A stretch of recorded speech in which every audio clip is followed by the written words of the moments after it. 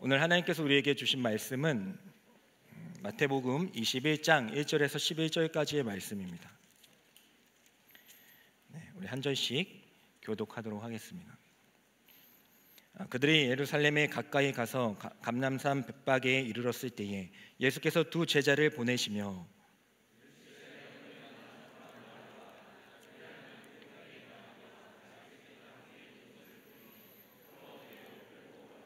만일 누가 무슨 말을 하거든 주가 쓰시겠다 하라. 그리하면 보내리라 하시니,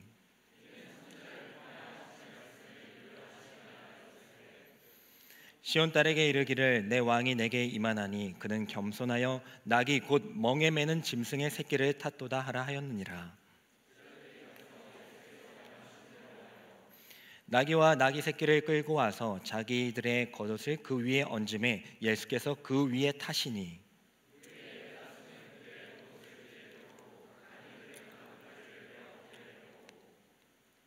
앞에서 가고 뒤에서 따르는 무리가 소리 높여 이르되 호산나 다윗의 자손이여 찬송하리로다.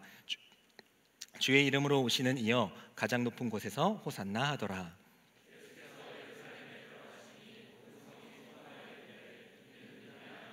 다 같이 읽겠습니다. 무리가 이르되 갈릴리 나사렛에서 온 선지자 예수라 하니라. 아멘. 이 말씀은 살아계신 하나님의 말씀입니다.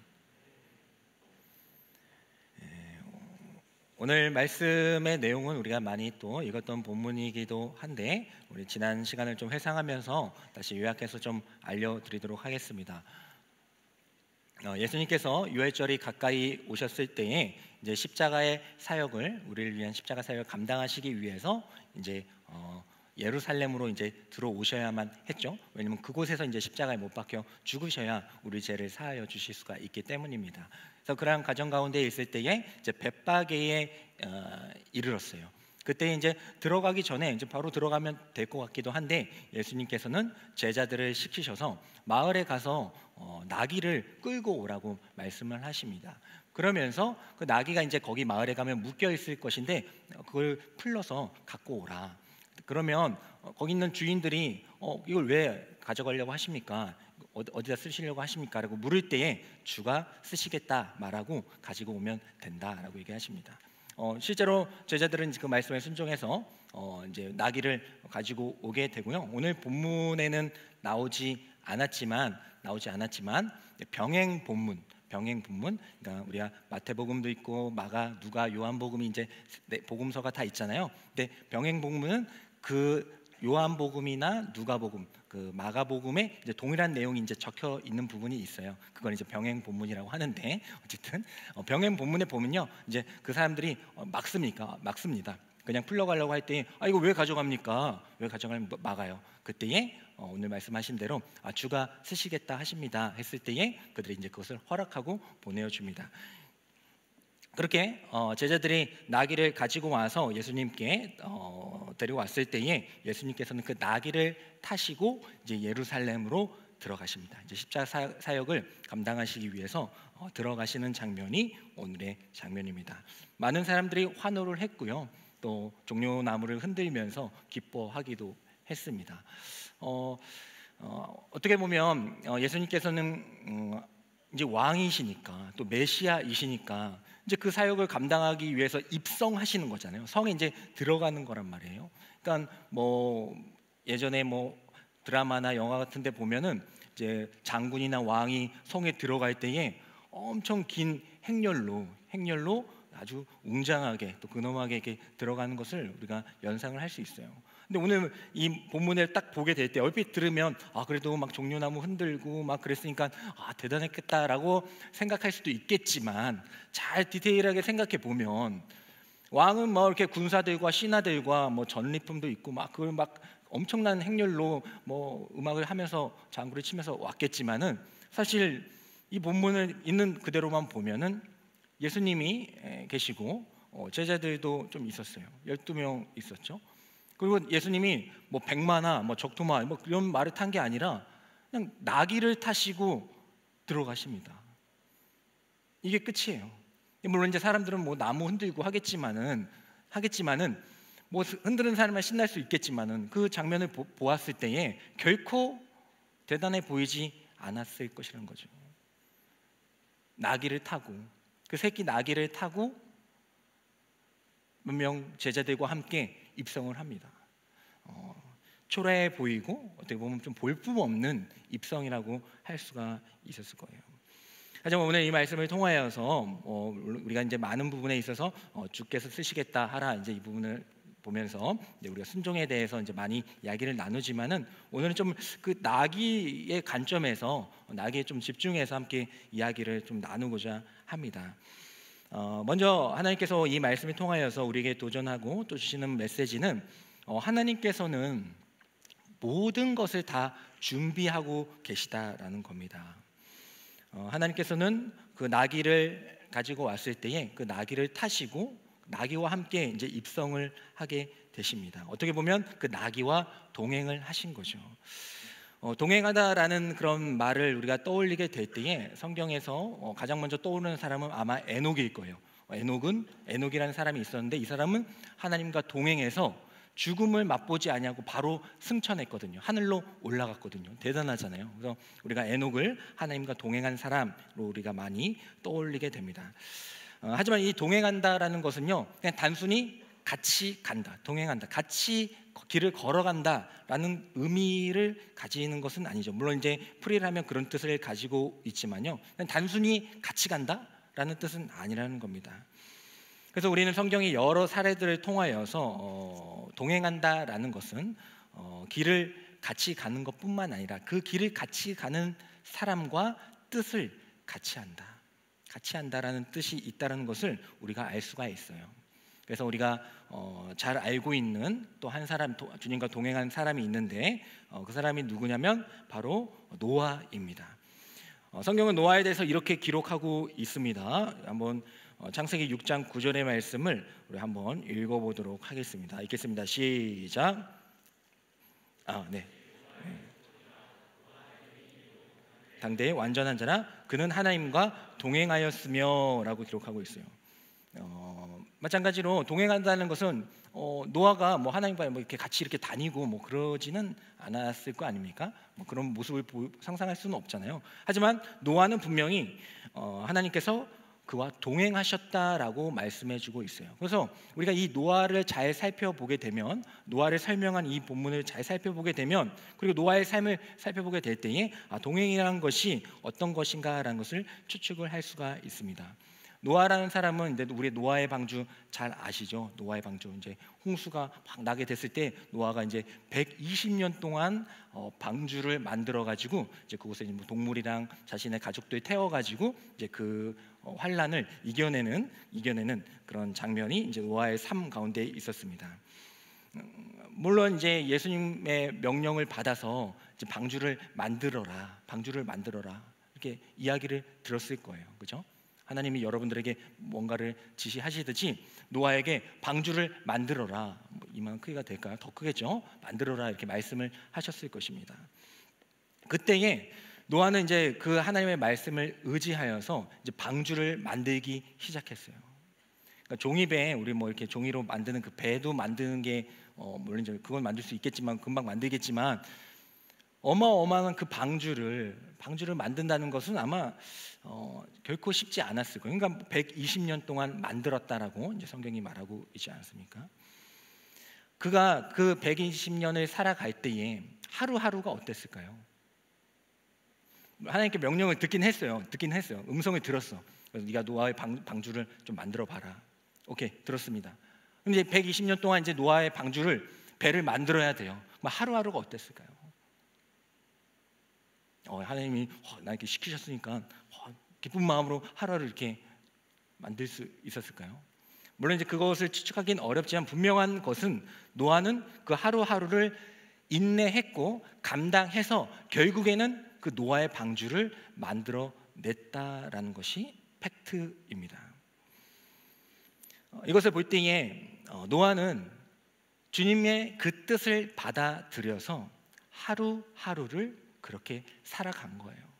물론 이제 뭐 며칠은 좀 쉬었을 수도 있겠지만 뭐 매번 그렇게 휴가도 간 적도 있겠죠. 하지만 하루하루를 하나님의 뜻을 받들어서 그렇게 살아간 것입니다.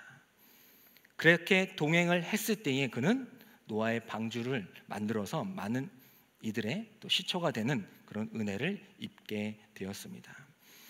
오늘 말씀을 좀 나귀 입장에서 보자고 했잖아요. 나귀 입장에서 보자고 했잖아요. 근데 예수님께서 이 이제 나귀를 데리고 와서 이 나귀를 타고 이제 들어가야 되는 그런 상황입니다. 근데 물론 이제 이 나귀 입장에서 보면요, 하루하루를 그냥 살아가고 있었던 거예요. 이 새끼 나귀를 타고 갔었으니까. 근데 이 새끼 나귀가 하루하루를 그냥 살아가면서 자라나고 있었어요. 근데 오늘의 이 말씀을 딱 보게 될 때요, 이 나귀가 그냥 나귀만 보면 그냥 하루하루를 자라면서 성장하고 있었어요. 하지만 오늘 이 말씀 보게 될 때 예수님께서는 이 나귀를 없었는데, 뭐 많은 이적을 하실 수 있는 분이니까 나귀가 없었는데 짠 하고 나타나게 하셔서 나귀를 데리고 온 게 아니라는 거예요. 그렇게 하실 수도 있는 분이시죠. 뭐 풍랑도 잠재우시고 오병이어로 5천 명을 먹이시는데 그렇게 하실 수도 있잖아요, 그죠? 할 수 있잖아요. 갑자기 뭐 아무도 안 보는 공간에, 사람들 보는 공간에서 하면 너무 놀라니까 뭐 이게 없는, 아무도 없는 우리의 갑자기 예수님이 딱 말씀하셔가지고 이렇게 나타나게 하실 수도 있잖아요. 하지만 오늘 말씀을 보게 되면, 복음 본문을 보게 되면은 이 나귀는 갑자기 나타난 게 아닙니다. 이 나귀는 태어났고요, 그 우리에서 태어났고요, 그리고 예수님이 부르실 그때까지 계속 자라나고 있었다라는 거예요. 하나님께서는 모든 것을 준비해 놓으셨다라는 겁니다. 예수님께서는 모든 것을 알고 계시고 준비해 놓으셨다라는 거예요. 하지만 나귀 입장에서 보면 그냥 하루하루를 살아간 거죠. 부르시기 전까지 이 나귀가 지금 뭐 물론 이제 성경에 보면 말하는 나귀도 나오긴 해요. 근데 뭐 덩키처럼, 근데 이 나귀는 그냥 나귀예요. 그냥 나귀거든요. 이 나귀 입장에서 보면은 그냥 하루하루 자라나고 있었다는 거예요. 뭐 말할 수도 없고 뭐 생각하는 뭐 그런 대단한 그런 염험한 동물이 아닙니다. 그냥 나귀예요. 이 나귀 입장에서 보면 그냥 하루하루를 자라나고 있었지만요, 하나님께서는, 아니 예수님께서는 그 모든 것들을 이미 다 준비하고 계셨다라는 겁니다. 우리가 일상을 그냥 살아가게 될 때에 하루하루 그냥 살아가실 때가 너무나도 많잖아요. 하루하루 그렇게 살아갈 때가 너무나도 많잖아요. 하지만 하나님께서 모든 것을 다 준비하고 계시다라는 것을 우리가 알게 될 때에 이 나귀처럼 하루하루 그냥 살아가다가 주님의 부르심을 받은 거지만, 그게 아니라 하나님께서는 그가 태어날 때부터 그리고 그가 자라날 때까지, 그를 부르실 때까지 모든 것을 다 계획해 놓으셨다라는 것을 알게 될 때에 우리의 하루는 그냥 단순한 하루가 아니라 하나님께 나아가기 위한, 하나님의 부르심을 받기 위한, 더 성장하기 위한 하나의 디딤돌이 된다라는 것입니다. 하나님께서는 이 나귀뿐만 아니라, 그리고 이 노아뿐만 아니라 또 여러분들의 삶 가운데도 분명히 모든 것을 다 준비해 놓으셨을 거예요. 하지만 하루하루 살아갈 때는 일상이고 평범하고 바뀌는 게 없을 수 있어요. 하지만 그것을 그냥 인식하지 않고 살아가는 것이 아니라 하나님께서는 모든 것을 다 준비해 놓고 계시구나, 내가 성장하기를 원하시는구나 라는 것을 알고 살아가게 될 때에 하나님께서는 그런 나귀를, 그런 노아를, 그런 사람을 사용하여 주시는 줄 믿습니다. 그래서 우리는 하나님께서 모든 것을 준비하셨다라는 것을 알고 살아가게 될 때에 우리 일생 가운데 이해되지 않고 또 설명할 수 없는 일들에 대해서 우리는 하나님을 조금 더 신뢰할 수 있게 됩니다. 모든 것을 준비하시는 하나님이라는 그 말씀을 우리가 좀 줄이면 여호와 이레라고 이야기를 합니다. 여호와 이레 하면 당연히 아브라함이 생각나시겠죠. 아브라함은 하나님의 택하심을 받아서 그래서 이제 믿음의 여정을 달려갔어요. 그리고 100세가 되었을 때 뭐 물론 그때 나이랑 지금 나이는 조금은 차이가 있지만 100세가 되었을 때에 아들 이삭을 주십니다. 아브라함이 이제 믿음이 되게 좋은 사람이거든요. 근데 하나님이 100세가 됐을 때에 아들 이삭을 허락해 주세요. 너무나도 기뻤고요, 또 하나님께 감사했습니다. 네, 그 기쁨도 잠시 어떻게 합니까? 그 하나뿐인 이삭을 다시 하나님께 번제로 바치라고 말씀을 하십니다. 청천벽력 같은 말씀이 떨어진 것이죠. 그때의 아브라함은요, 하나뿐인 아들인데, 저도 아들이 한 명 있지만 정말 눈에 넣어도 안 아픈 그런 자녀 아니겠어요? 근데 그 아들이 하나님께 바쳐줘야 된다, 바쳐줘야 된다. 상상할 수도 없고 거부할 수밖에 없겠죠. 인간이라면 거부할 수밖에 없겠죠. 하지만 이 아브라함은요, 이 이삭을 바치도록 그 산으로 올라가게 됩니다. 인간적인 선택이 아니었던 거죠. 근데 우리가 이 말씀을 통하여서 우리가 잘 놓치지 말아야 될 것은, 하나님께서는 그 인신 제사를 원치 않으시는 분이라는 겁니다. 물론 이제 아들 이삭을 제단 이제 번제로 드리라고 이제 말씀은 하셨지만은, 하나님은 그 어떤 성경에서도 그 인신 제사를 원하지 않으시는 분이라는 거예요. 그래서 우리는 하나님께서는 이미, 그러니까 아브라함이 아들을 주고 또 그에게 그런 명령을 하실 때부터 이 지금 본인의 뜻과 성품과 다른 말씀을 하셨잖아요. 그러니까 하나님께서는 이미 아브라함의 그 모든 여정들을 알고 계시고 준비하고 계셨다라는 겁니다. 그래서 아브라함이 이제 하나님의 말씀에 순종해 가지고 그 모리아 산에 올라가서 아들 이삭을 죽이려고 할 때에 하나님께서 막으십니다. 아브라함아, 이제 너의 믿음을 내가 확인했다, 이렇게 말씀을 하십니다. 그리고 나서 어떻게 하십니까? 우리 창세기 22장 13절에서 14절의 말씀을 한번 읽어보도록 하겠습니다. 하나님께 번제를 드려야 되는데 이삭을 죽여야 되는데 이삭을 죽이는 것을 막으셨어요. 그 다음에 하나님께서 어떻게 말씀하시는지 한번 읽어보도록 하겠습니다. 시작. 아브라함이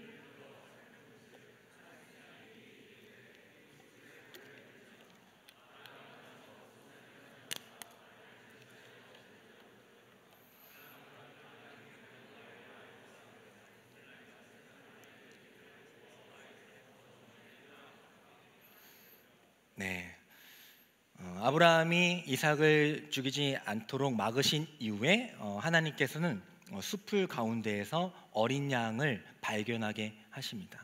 그리고 그 어린 양을 잡아서 이삭 대신 번제를 드릴 수 있도록 허락하여 주셨죠. 그러니까 하나님께서는 이미 모든 것을 다 계획해 놓으셨다라는 거예요. 여러분들의 삶 가운데 아브라함 같이 물론 요구를 하지는 않으시겠죠. 그렇게 말도 안 되는, 또 할 수 없는 일들을 요구하시지는 않으실 테지만, 어쨌든 하나님께서는 분명히 여러분들의 삶 가운데 요청을 하실 것입니다.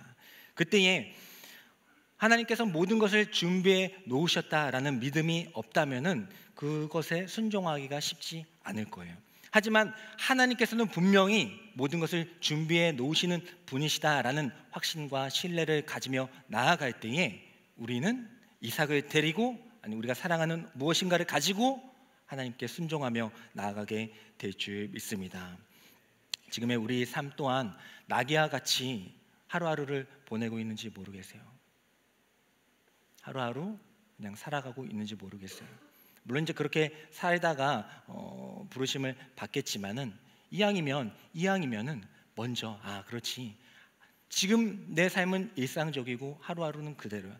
지금 내 삶 가운데 너무나도 큰 하나님의 요청이 들어와 라는 이런 상황 가운데 있을 때에, 하지만 모든 것을 준비하시는 하나님께서 나의 삶도 다 준비해 놓으실 거야 라는 그 믿음을 가지고 걸어가게 될 때에 하나님께서는 우리와 동행하시며 우리의 믿음을 완성시켜 주실 줄 믿습니다. 두 번째는요, 하나님께서는 하나님의 방법대로 이루시는 분이라는 거예요. 오늘의 말씀 가운데 그 입성하는 모습을 보게 되면요, 아까 말씀드렸다시피 아주 초라한 행렬입니다. 아주 볼품없는 행렬이에요. 하지만 예수님께서는 그러한 행렬을 요구하셨다라는 겁니다.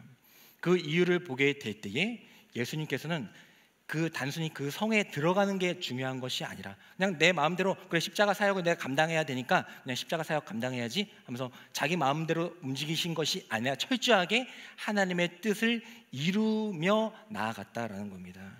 그래서 마태복음뿐만 아니라 여러 복음서를 보게 되면은요, 예수님이 하셨던 일들 또 하셨던 말들에 대해서 이렇게 설명을 하는 부분이 많이 나와요. 우리 마태복음 2장 6절의 말씀과 미가 5장 2절의 말씀을 한번 보도록 하겠습니다. 한번 먼저 마태복음 2장 6절의 말씀 읽겠습니다. 시작. 또 유대 땅 베들레헴아 유대 고을 중에서 가장 작지 아니하도다. 내게서 한 다스리는 자가 나와서 내 백성 이스라엘 목자가 되리라 하였음이니이다. 네, 미가는 이제 구약 성경이거든요. 그러니까 예수님이 태어나시기 전 훨씬 전부터 쓰여진 성경인데 위에 거와 좀 비교해 보면서 한번 읽어보도록 하겠습니다. 읽겠습니다. 시작. 베들레헴 에브라다 너는 유다 족속 중에 작을지라도 이스라엘을 다스릴 자가 내게서 내게로 나올 것이라. 그는 근본 상고의 영혼에 있느니라. 아멘. 비교해 보시면 위에 거와 아래 거랑 상당히 유사하다라는 것을 알 수가 있어요. 그러니까 미가서는 예수님이 태어나기 전에 몇백 년 전에 쓰여진 것인데 이미 예수님께서 오셔서 이러한 일들로 이렇게 환경 가운데 태어나실 것이다 라는 것을 말씀해주고 있는 것이고, 마태복음 2장 6절의 말씀은 그것이 실제로 실현된 모습을 알려주고 있다라는 겁니다. 그러니까 단순히 예수님이 태어나시고 십자가의 사역을 감당하는 그 모든 과정이 그냥 예수님이 그냥 즉흥적으로 한 것이 아니라 이미 계획된 하나님의 계획하심 가운데서 이루어졌던 일이라는 것을 알 수가 있어요.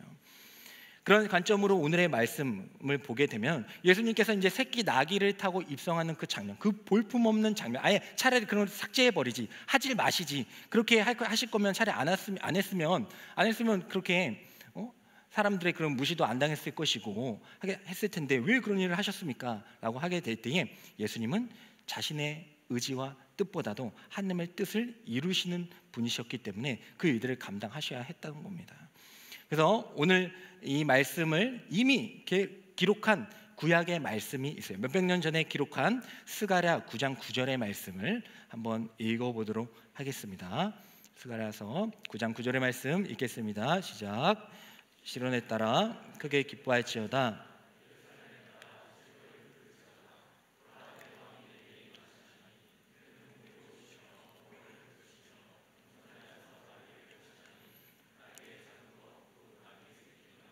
아멘.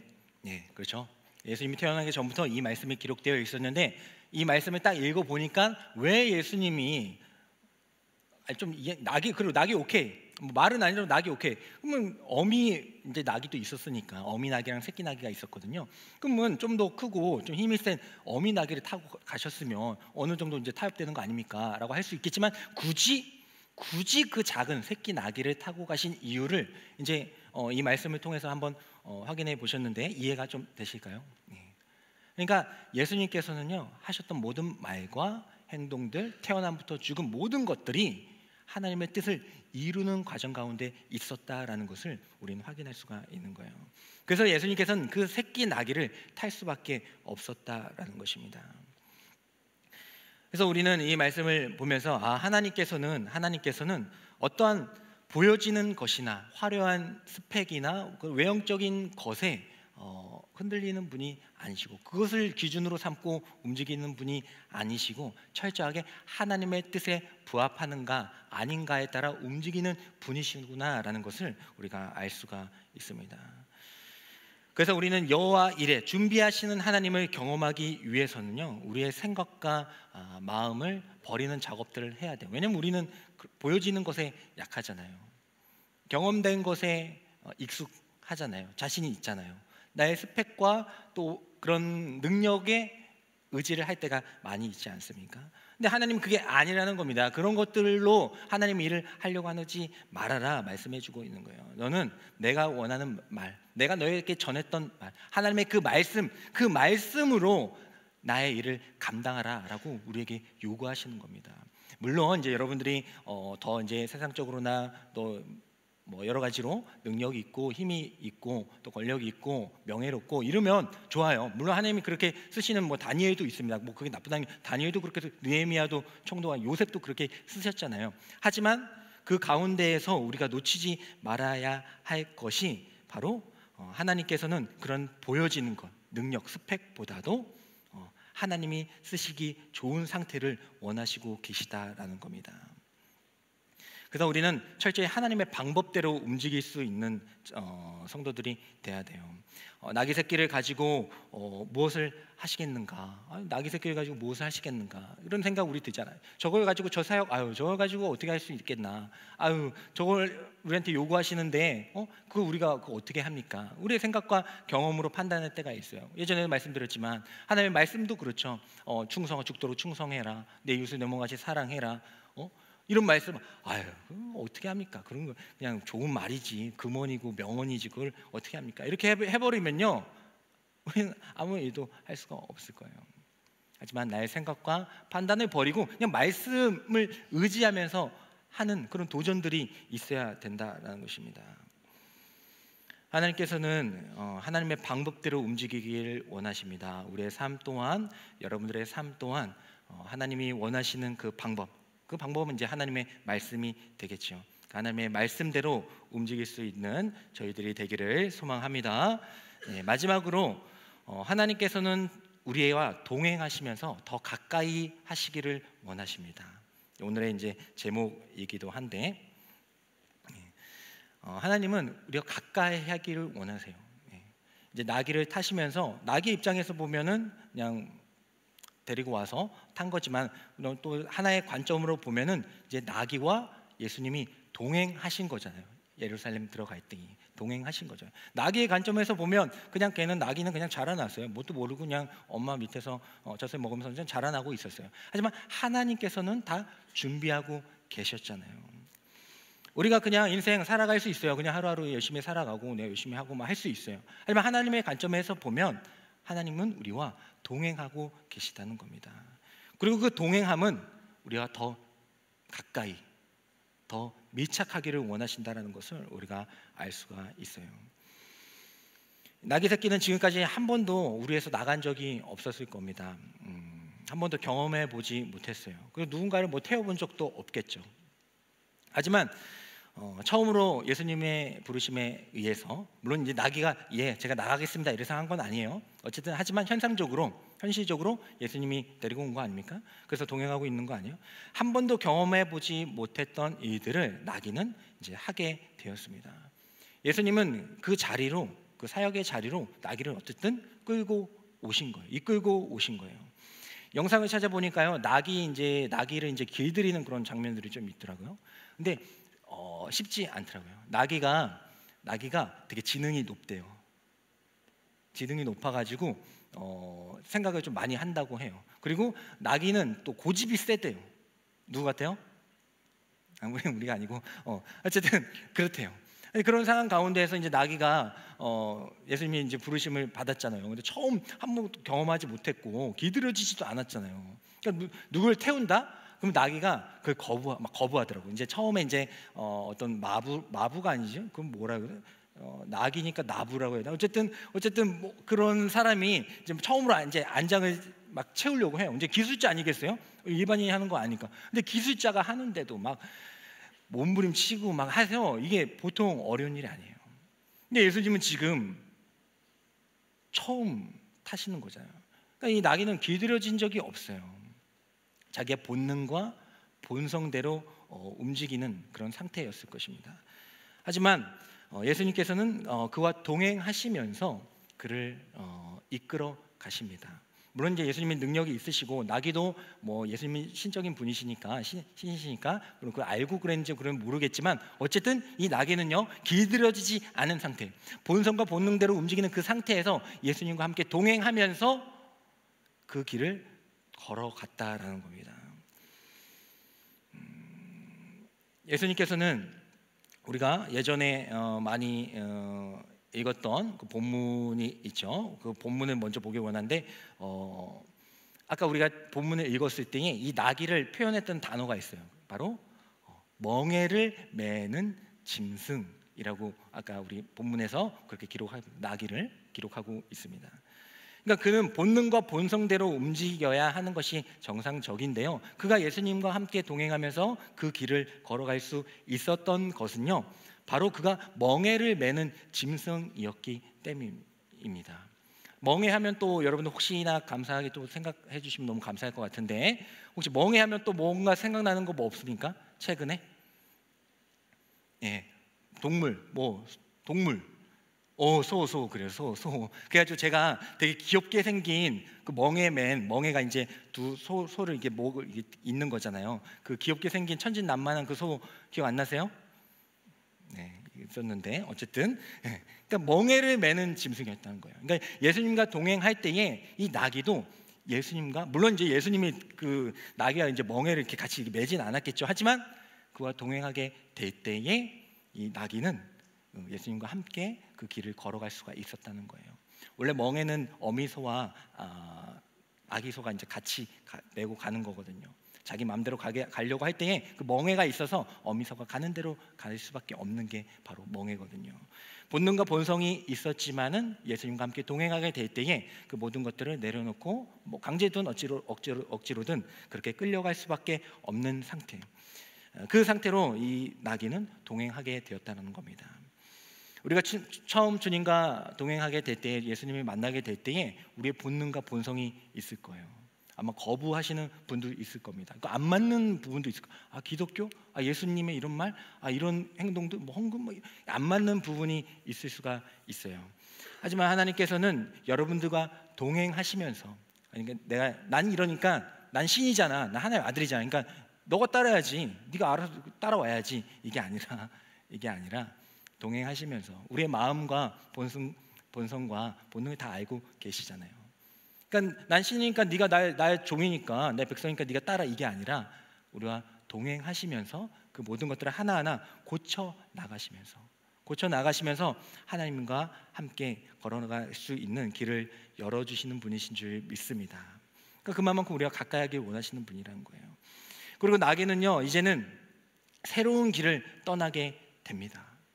한 번도 나가본 적이 없어요. 물론 이제 앞에 마당은 갔겠지만 멀리 나가본 적이 없었던 이 나귀가 이제 예루살렘이라는 곳으로 먼 길을 떠나가게 됩니다. 두려웠을 거예요. 이제 물론 나귀가 뭐 이제 아까 말씀드렸듯이 특별한 나귀가 아니고 그냥 나귀이기 때문에 뭐 생각을 하거나 막 그러지는 않았겠지만, 어쨌든 어미와 또 떨어져서 또 이렇게 간다는 것, 색다른 곳으로 간다는 것은, 또 누군가를 메고 간다는 것은 정말 고통의 순간이었을 것입니다.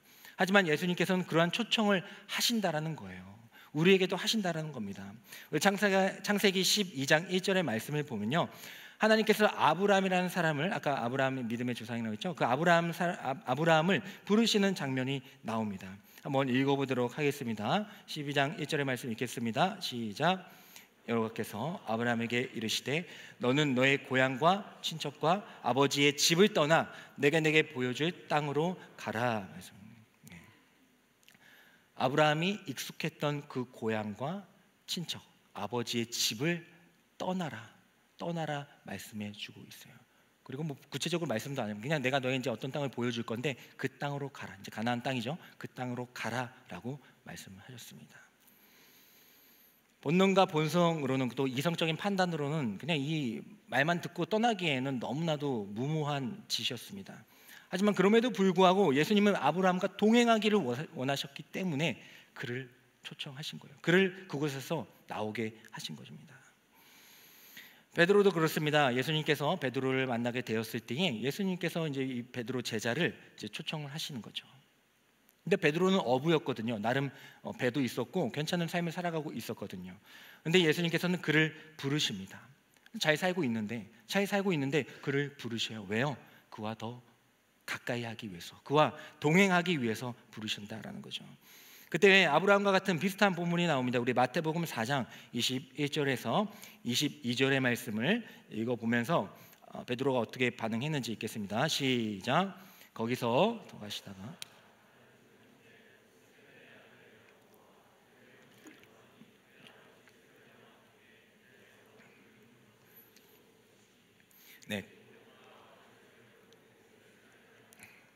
비슷하죠. 아브라함이 아비와 그 본토 집을 떠나서 하나님의 명령에 따라 움직였잖아요. 하나님의 초청에 부르심을 받아서 그 모든 것들을 버려놓고 나오지 않았습니까? 이 베드로도 마찬가지죠. 자신의 배, 인생의 전부였던 그 배, 자신이 익숙하고 가장 잘할 수 있는 그 배를 버려두고요. 아버지도 버려두고, 뭐 아버지 뭐 이렇게 완전 버려두고 이런 건 아니고 이제 떠나겠다고 말을 했겠죠. 버려두고 자신의 본거지였던 그 익숙함에서 벗어나서 예수님을 따랐다라는 것을 알 수가 있습니다. 나기도 아브라함도 이 베드로도 예수님께서는 초청을 하시는 거예요. 그곳에 있어도 잘 살 수 있겠지만은 예수님께서는 그와 동행하기를 원하시기 때문에, 또 그를 사용하기를 원하시기 때문에 그곳에서 벗어날 수 있도록 그를 요청하신 것입니다. 그래야 그와 더 가까이 할 수 있기 때문이에요. 왜냐하면 우리에겐 주어지는 것들이 있다면 우리가 주어지는 것들을 의지할 때가 있거든요. 돈이 있고 힘이 있고 권력이 있잖아요. 그러면 예수님을 의지하는 게 쉽지가 않아요. 물론 이제 그렇다고 해서 다 그런 건 아닙니다. 느헤미야도 있고 다니엘도 있다고 했죠. 하지만 인간적으로 우리 연약하고 본능과 본성으로는요, 사실 그것을 벗어나기가 쉽지 않아요. 그래서 예수님께서는, 하나님께서는 초청을 하시는 겁니다. 나오라고 하시는 거예요. 그렇게 어미 집을 떠났던 그 나귀는 이제 주님과 가까이 할 수가 있어요. 근데 너무 가까이 했죠. 그냥 같이 동행하는 정도가 아니라 예수님을 모시고 태우고 가는 그런 동행함을 하게 됩니다. 누구보다도 예수님을 잘 느끼고 밀착한 상태에서 갔다라는 거예요. 제가 이제 간혹 이제 설교 시간에 그 ASMR 먹방을 할 때가 있어요. 모르겠어요? 네, 모르시면 감사한 건데, 여러분들이 설교 이제 그 본문 딱 읽을 때에, 본문 읽을 때 제가 이렇게 몰래, 모르셨나? 괜히 얘기했나? 본문에 집중하고 있을 때에 제가 이렇게 먹거든요. 여러분들은 뭐 그냥 읽고 이제 그러는 건 잘 모르겠지만, 이제 나중에 이제 그 제가 설교를 이제 볼 때가 있거든요. 그럴 때 이 물이 넘어가는 소리가 잡히더라고요. 여기 잡혀. 이게 뭐 아마 멀리 있는 그런 마이크 이렇게 있는 거 있잖아요. 그럼 이제 뭐 이렇게 하면 안 잡히거든요. 근데 이게 바로 옆에 있으니까, 바로 그 목구멍 바로 옆에 있잖아요. 그러니까 이게 꿀꺽하는 소리가 들리더라고요. 그러니까 별로 좋지는 않아요. 듣지 마세요. 의식하지 마세요. 듣지만 괜히 얘기했는지 모르겠는데 어쨌든 그렇습니다. 왜 그래? 어떻게 근데 이렇게 그 물 넘김 소리까지 들릴 수가 있을까요? 마이크가 물론 이제 잘 감도가 좋기도 하지만 가까이 있기 때문입니다. 이 목과 가까이 있기 때문에 그 소리가 더 잘 들리는 거예요. 예수님의 그 동행하심, 여러분들과 동행하기를 원하세요. 모든 걸 다 준비해 놓으셨고요, 또 여러분들을 통해서 하나님의 방법을 다 예비해 놓고 계십니다. 중요한 것은 여러분들과 동행하기를 원하신다는 겁니다. 가까이 하기를 원하시는 거예요. 근데 그래서 때로는 무리한 요청을 하실 때도 있어요. 나오라고. 하지만 그 요청이 단순히 써먹겠다 이게 아니라 여러분들과 동행함으로써 알려주시고자 하는, 가까이에서만 들을 수 있는, 가까이에서만 잡힐 수 있는 하나님의 귀한 은혜의 자리를 여러분들 허락하시기 위해서 여러분들에게 그렇게 초청을 하시는 줄 믿습니다. 지하철에 이제 가다 보면요, 이제 그 광고 같은 게 딱 나와요. 광고 같은 게 이렇게 나와요. 거기 보면 이제 할 일 없으니까 이제 그 광고 같은 거 보잖아요. 그럼 이제 지식 2채널이란 그런 프로그램이 홍보를 하고 있습니다. 그래서 저도 이제 이번에 이제 결혼식 다녀오면서 어제 다녀오면서 이제 딱 보는데 그 내용이 이렇게 나오더라고요. 히라노 게이치로라는 이제 소설가인데 그 소설가의 그런 작품을 이제 영상으로 만든 것 같아요. 거기 보면 이런 내용이 나와 있습니다. 내 전부를 사랑할 수는 없어도 내가 그와 함께 할 때에 내 모습은 사랑할 수 있다. 그러니까 부족할 수 있죠. 연약할 수 있고 나약할 수 있고 마음에 안 들 수도 있겠죠. 하지만 그와 함께 할 때에 내 모습은 사랑할 수 있다. 근데 이 문구를 보면서 당연히 목사니까, 물론 여러분도 그 생각해서 당연히 예수님이 생각나더라고요. 왜 이렇게 요청을 하십니까? 왜 이렇게 가까이 하기를 어느 정도 거리두기 괜찮아요. 이 정도에서 그냥 뭐 사회적 거리두기 2m로 해가지고 그냥 주님이 길 갈 수 있습니다. 더 이상 안 오셔도 괜찮아요. 부담스럽고 저는 더 거부감이 생겨요. 이럴 수도 있겠지만 왜 이렇게 자꾸 이렇게 요청하시면서 가까이 하시면서 동행하려고 하실까? 우리의 나약함마저 사용하시는 그 주님께서 때로는 우리가 나약할 때도 있고 연약할 때도 있고 하나님을 떠나갈 때도 있고 원망할 때도 있지만은 그거는 잊지 말아라. 잊지 마라. 난 너와 동행하면서 네가 어떠한 사람인지 또 어떻게 살아가는지를 나는 바로 옆에서 분명하게 알려줄 거야. 그래서 주님이 우리 가까이 오시게 될 때에 난 너무 지금 힘들고 낭망한 가운데 있는데 주님이 저기 있을 때는 계시군요, 찬양합니다, 말씀 너무 하고 있었겠지만 내 옆에 너무나도 가까이 오게 됐을 때에 예수님께서는 가까이 오셨을 때에 전해줄 수 있는 그 사랑을 우리에게 알려주시기 위해서 계속해서 요청하시고 동행하시는 줄 믿습니다. 때론 내 삶이 마음에 안 들고 나 같은 사람 사랑할 수 있을까? 나는 안 돼 라는 마음이 들 때에도 모든 것을 예비하시고 준비하시는 그 하나님께서 아니야 분명히 기억해. 너가 나와 함께라면 너는 다른 인생을 살아갈 수가 있는 거야. 너는 다른 가치로 살아갈 수가 있는 거야. 우리가 조금 유명한 연예인하고도 손잡고 가면 사람들의 시선을 받으면서 할 텐데 우리가 주님과 가까이 동행하게 될 때에 어떠한 감정과 마음을 느끼겠습니까? 우리의 삶이 다 만족스럽지 못한 상황과 처지라 할지라도 우리는 우리와 동행하길 원하시는 그 주님을 바라봐야 하는 줄 믿습니다. 그리고 그렇게 동행하게 될 때에 이제는 똑같은 하루를 살아가지만 나귀처럼 똑같이 매여있는 삶을 살아가지만 하나님께서는 모든 것을 다 준비하고 계시는구나. 하나님께서는 그냥 살아갈 때에 그냥 이렇게 그냥 아무 생각 없이 살아가는 것이 아니라 내가 어떤 존재, 주님과 함께 있을 때에 나는 어떤 존재인지를 알고 살아가기를 원하시는구나. 이걸 알려주시기 위해서 계속해서 초청하시는구나 라는 것을 우리가 기억하며 살아갈 수 있는 저와 여러분들이 되기를 소망합니다. 결코 주님은 우리가 잘나서 우리를 택하시는 분이 아니십니다. 우리가 나귀처럼 연약하지만은 나귀 새끼 나귀를 어디다 써? 라고 사람들은 하겠지만은 주님은 그런 나귀를 태어날 때부터 지금까지 준비하고 계셨고 하나님의 때를 그 애를 부르셔서 사용하셨던 것처럼 우리의 나약함과 연약함이 있을지라도 하나님께서는 우리가 가까이 하시면서 너는 이런 존재야. 넌 하나님께 사랑받을 만한 존재야. 그리고 넌 나와 함께 있으면 너 이제 완전히 달라질 거야. 새로운 삶을 살아가게 될 거야. 말씀해 주시면서 하나님의 길을 동행하게 할 수 있는 은혜 우리에게 허락하여 주시는 줄 믿습니다. 주님이 우리에게 하시는 그 초청에 기쁜 마음으로 응답할 수 있는 저와 여러분들이 되기를 원합니다. 그리고 어떤 길이라도 주님과 동행하는 기쁨을 누리며 살아갈 수 있는 저와 여러분들이 되기를 간절히 소망합니다. 우리 다 같이 일어나셔서 하나님의 준비하심, 동행하심 가운데 하나님의 뜻을 분별하며 살아가도록 하겠습니다 라는 마음을 가지고 고백하며 나아가도록 하겠습니다.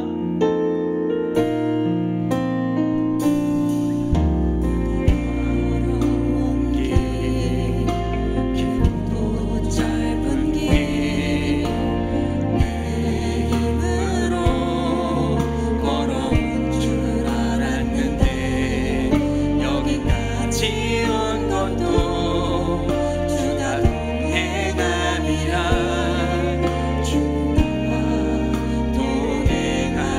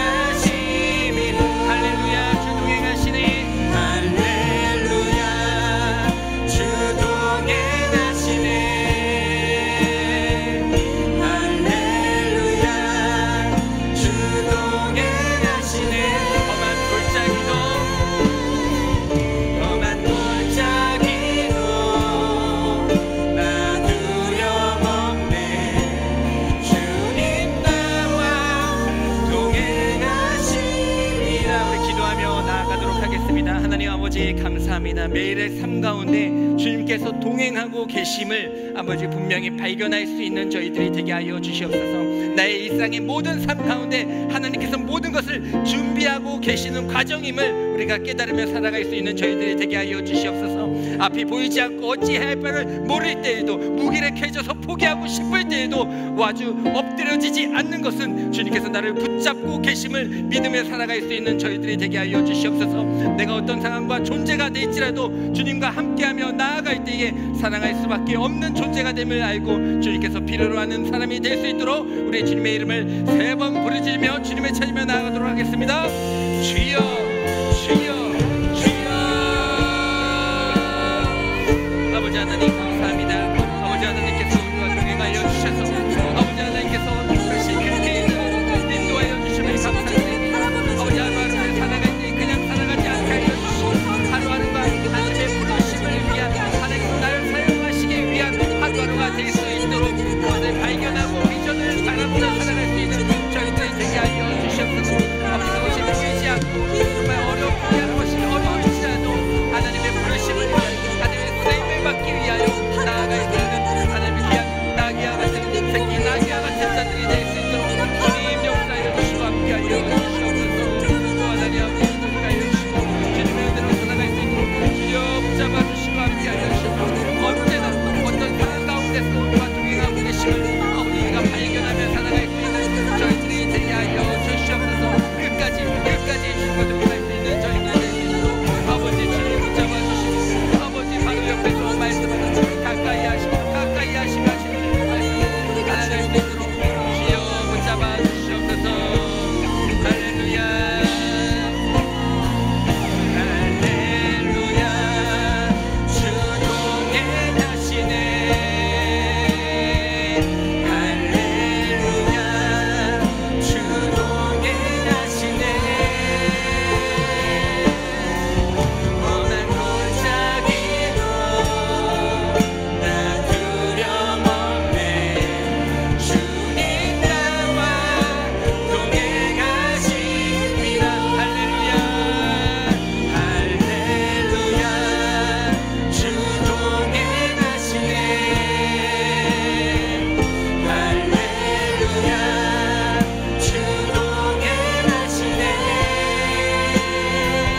그 나라 갈색에도 나 두려움 없네. 주님 나와 동행하심이라.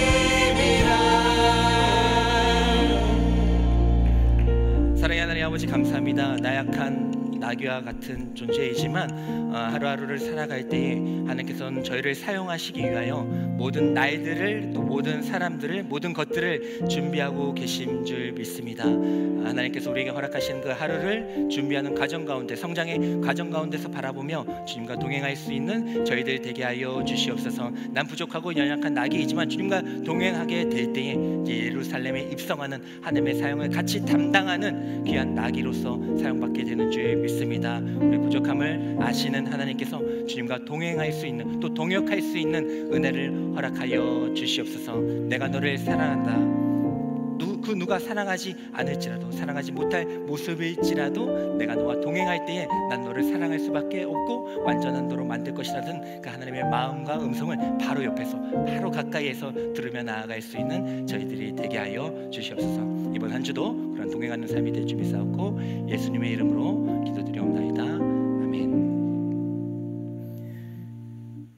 이제는 우리에게 친구가 되어주시는 예수 그리스도의 은혜와 우리가 부족하고 나약한 나귀와 같을지라도 우리를 사랑한다 하시며 또 우리를 통하여서 놀라운 일들을 경험케 하시고 계획하시는 아버지, 하나님 아버지의 사랑과 우리는 부족하고 연약할지라도 하나님의 은혜를 입은 자로서 하나님의 귀한 일들을 감당하되 넉넉히 감당할 수 있도록 바로 옆에서, 아니 우리 마음 가운데에서 역사하여 주시는 성령 하나님의 감화교통하심이 이 자리에서 예배드리고 있는 모든 성도들의 머리 위에, 우리 더스트리 공동체 위에, 주와 동행하기를 원하는 청년들 위에 지금부터 영원까지 함께하여 주시기를 간절히 축원하옵나이다.